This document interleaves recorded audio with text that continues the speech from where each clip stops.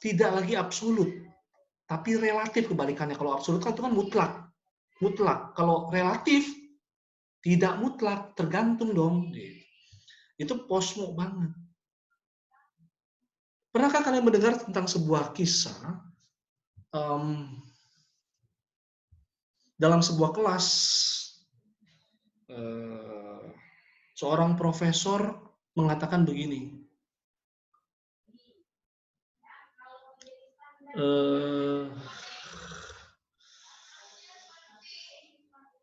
waktu itu seorang mahasiswa sedang presentasi tentang teis, tentang tentang Tuhan. Lalu sampai di ujung akhirnya tibalah diskusi, apakah Tuhan itu ada? Apakah Tuhan itu ada? Ada yang bilang ada yang bilang nggak ada. Karena terjadi perdebatan, lalu profesor itu bilang begini, tidak ada kebenaran yang absolut, kata profesor itu, sambil dia pegang jenggot. Di dunia ini tidak ada kebenaran yang absolut.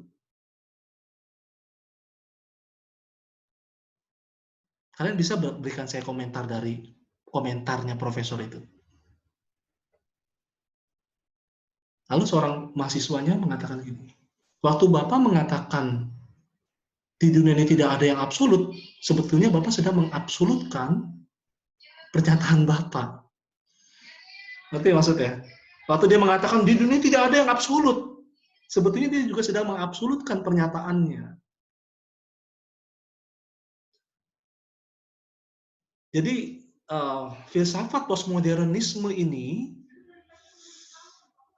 katakan tanda petik ya, dia galau dengan kerangka pikirnya sendiri sebetulnya, kalau saya boleh sederhanakan kayak gitu.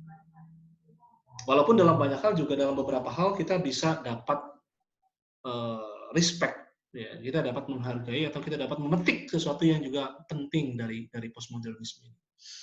Ya. Makanya kan tadi saya tambahkan di sini, apa kan? All truth is relative. Semuanya ini, semua kebenaran itu sifatnya relatif. Kecuali pernyataan saya. Ternyata dia juga memutlakkan pernyataannya, kan yang tadi saya bilang itu. Semua di kelas ini, semuanya kebenaran itu sifatnya relatif. Waktu dia, profesor itu mengatakan semuanya itu relatif, sesungguhnya dia sedang memutlakkan statement-nya sendiri.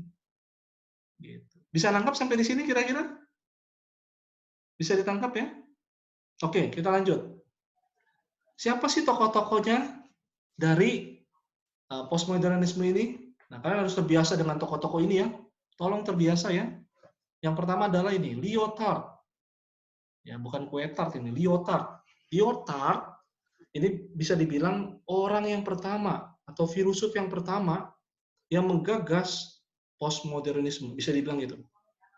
Ya, Lyotard ini adalah dia paling terkenal itu kalau dari posmo, dia menyangkal atau menolak yang disebut sebagai narasi besar dari era modern. Ya, kalau di era modern itu kan ada yang disebut sebagai apa? Grand naratif atau apa? Narasi besar. Itu ditolak sama Lyotard. Nggak ada narasi besar dalam modern. Maksudnya narasi besar itu kayak apa sih? Katakan misalnya ilmu pengetahuan kan udah ada tuh narasinya. Seperti ini dong, misalnya kita belajar teologi ya. Narasi besarnya misalnya kita belajar sistematik teologi nih untuk mempermudah kalian ya. Katakan kita belajar tentang doktrin Allah misalnya.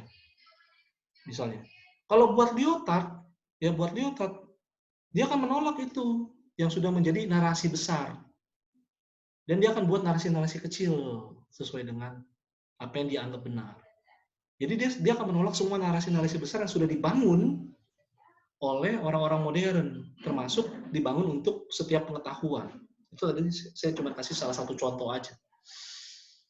Nah, itu Lyotard. Yang kedua adalah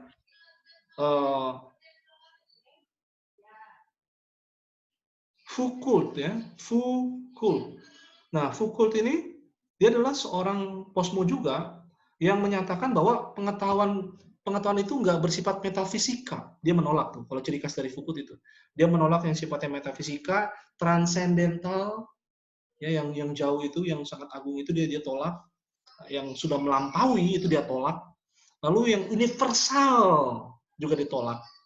Buat dia, ya pengetahuan itu ya sifatnya adalah khas di setiap waktu dan tempat, kata dia. Itu khas di setiap waktu dan tempat, tidak universal, tidak di semua tempat, kata Foucault ini. Ya, lalu tidak ada pengetahuan yang mampu menangkap karakter objektif di dunia, kata Foucault. Ya, nggak ada itu. Oke. Kita akan lanjut. Nanti saya akan berikan kembali ya.